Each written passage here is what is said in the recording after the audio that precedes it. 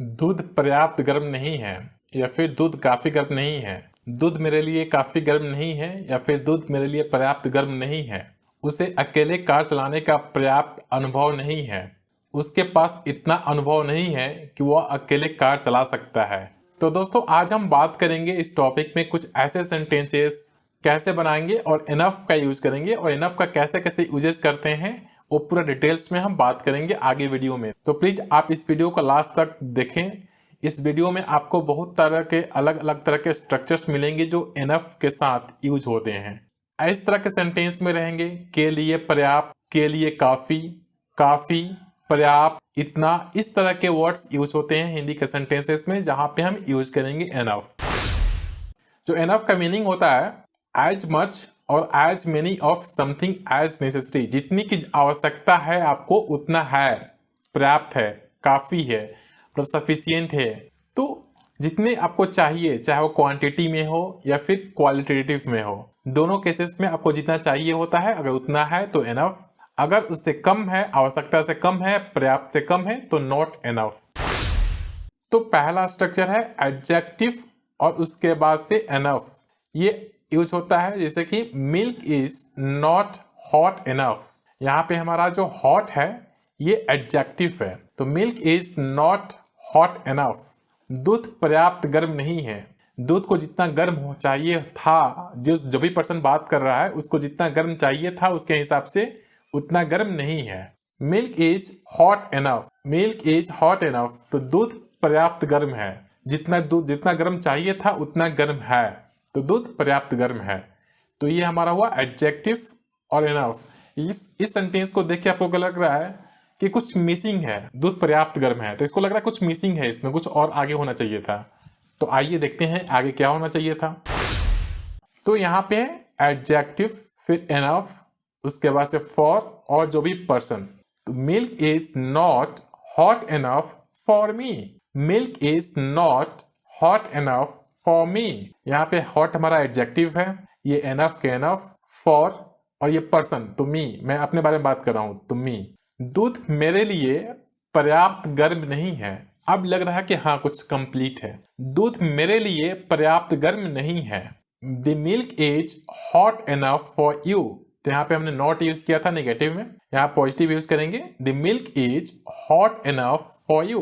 दूध आपके लिए पर्याप्त गर्म है, मतलब जो यू है जिसके बारे में बात कर रहे हैं उसको जितना गर्म चाहिए होता है उतना गर्म है, सफिशियंट है, तो दूध आपके लिए पर्याप्त गर्म है। फिर यहाँ पे यूज करेंगे सेम स्ट्रक्चर में दूसरे टेंसेस में, तो यहाँ पे हम पास्ट में यूज करेंगे। The milk was not hot enough for मी।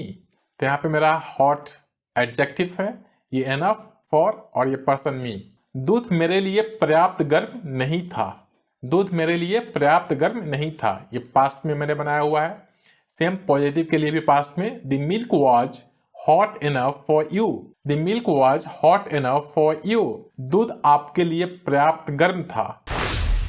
ये स्ट्रक्चर होगा हमारा एडजेक्टिव, उसके बाद से इनफ और फिर इन्फिनेटिव।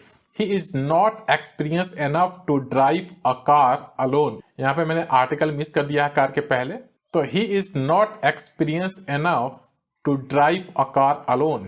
यहाँ पे मेरा एडजेक्टिव, enough और इन्फिनेटिव। इन्फिनेटिव मतलब होता है वर्ब के फर्स्ट फॉर्म में उसके पहले टू लगाते हैं तो इन्फिनेटिव होता है।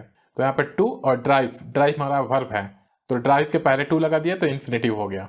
उसे अकेले कार चलाने का पर्याप्त अनुभव नहीं है, जितना एक्सपीरियंस होना चाहिए था उतना एक्सपीरियंस नहीं है। फिर सेम सेंटेंस में ये स्ट्रक्चर, ये वाला स्ट्रक्चर नहीं है, ये थोड़ा सा इसमें हमने ऐड किया है extra. He is not experienced enough that he can drive the car alone. तो इसका मतलब होगा उसके पास इतना अनुभव नहीं है कि वो अकेले कार चला सकता है। तो ये सेंटेंसेस में जब बोलते हैं तो उस तरह के लिए मैंने आपको एग्जाम्पल दे दिया है कि आप इसको कैसे यूज करेंगे। उसके पास इतना अनुभव नहीं है कि वो अकेले कार चला सकता है। He is not experienced enough that he can drive the car alone। यहाँ पे फिर बात करेंगे सेम एडजेक्टिव enough और इन्फिनेटिव में। He was not experienced enough to drive a car alone। उसे अकेले कार चलाने का पर्याप्त अनुभव नहीं था। सेम जैसे पीछे था उसमें भी मैंने ये सेंटेंस में पास्ट टेंस में बनाया हुआ है। He was not experienced enough that he can drive the car alone. He was not experienced enough that he can drive the car alone. उसे इतना अनुभव नहीं था कि वह अकेले कार चला सके। फिर सेम है, इसमें हमने पॉजिटिव में यूज किया हुआ है, सेम स्ट्रक्चर, एडजेक्टिव एनफ और infinitive. He is experienced enough to drive the car alone. He is experienced enough to drive the car alone. उसे अकेले कार चलाने का पर्याप्त अनुभव है। यहाँ पे आप हैज हैव का भी यूज करके सेम सेंटेंस सेम सेंस बताने के लिए आप यूज कर सकते थे। जैसे ही हैज एनफ एक्सपीरियंस, तो उस केस में आपको एनफ पहले होगा और एक्सपीरियंस बाद में होगा। पर ये जो स्ट्रक्चर है, इस स्ट्रक्चर में यहाँ पे आपको एडजेक्टिव पहले होगा और उसके बाद से एनफ होगा।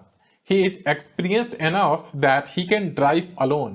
उसके पास इतना अनुभव है कि वो अकेले गाड़ी चला सकता है। ये that हमने यूज किया है यहाँ पर की के लिए। फिर यहाँ पे हम यूज करेंगे एडजेक्टिव enough, फिर for, उसके बाद से person और फिर infinitive यूज करेंगे। This place is not quite enough for me to study. तो यहाँ पे हमने quite एडजेक्टिव है, फिर enough, फिर ये for, person में me और इन्फिनेटिव स्टडी वर्ब है, वर्ब के पहले टू लगाते हैं तो इन्फिनेटिव होता है। तो ये मेरा टू स्टडी इन्फिनेटिव। तो इसका मतलब होगा यह जगह मेरे अध्ययन के लिए पर्याप्त शांत नहीं है। मतलब जितना क्वाइट होना चाहिए था, जितना शांत होना चाहिए था, वो उतना शांत नहीं है, सफिशिएंट नहीं है।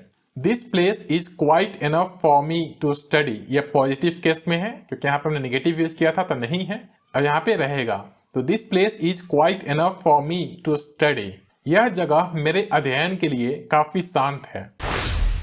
फिर दूसरा हमारा एक स्ट्रक्चर है वर्ब और एनफ। वर्ब के बाद एनफ रहेगा। जैसे I have not prepared enough. I have not prepared enough, मतलब इसका मतलब होगा मैंने पर्याप्त तैयारी नहीं की है।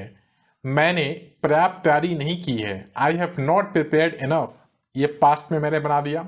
I had not prepared enough, मैंने पर्याप्त तैयारी नहीं की थी। मैंने पर्याप्त तैयारी नहीं की थी। I had not prepared enough.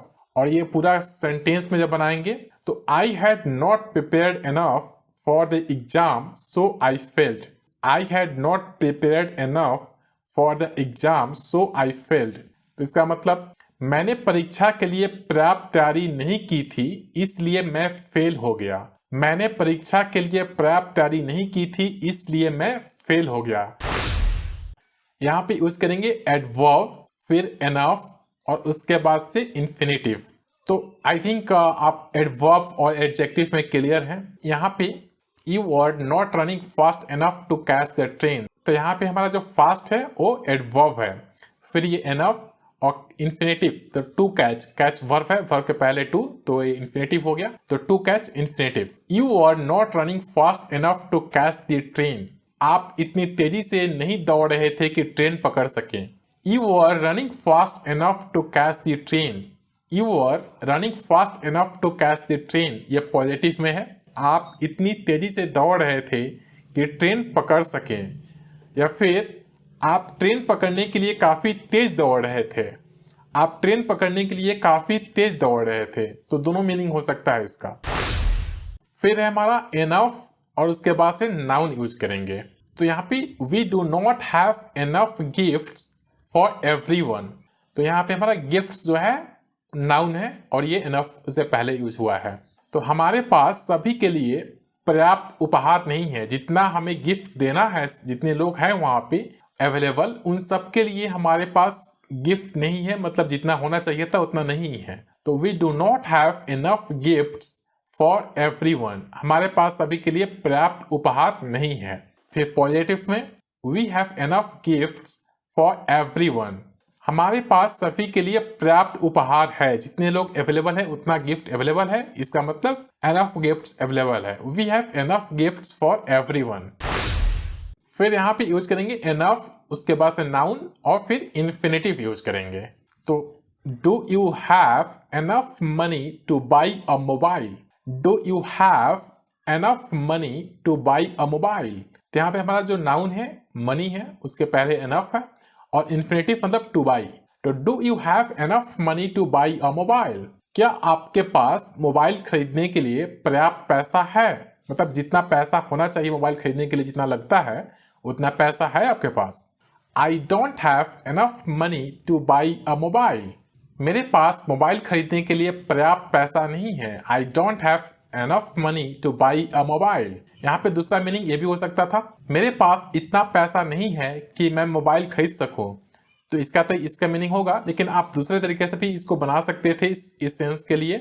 I don't have that much money that I could by a mobile. I don't have that much money that I could by a mobile. तो आप अलग अलग सेंस में बना सकते थे, पर ये इनफ का स्ट्रक्चर है तो मैंने इनफ के थ्रू इसको बनाया है।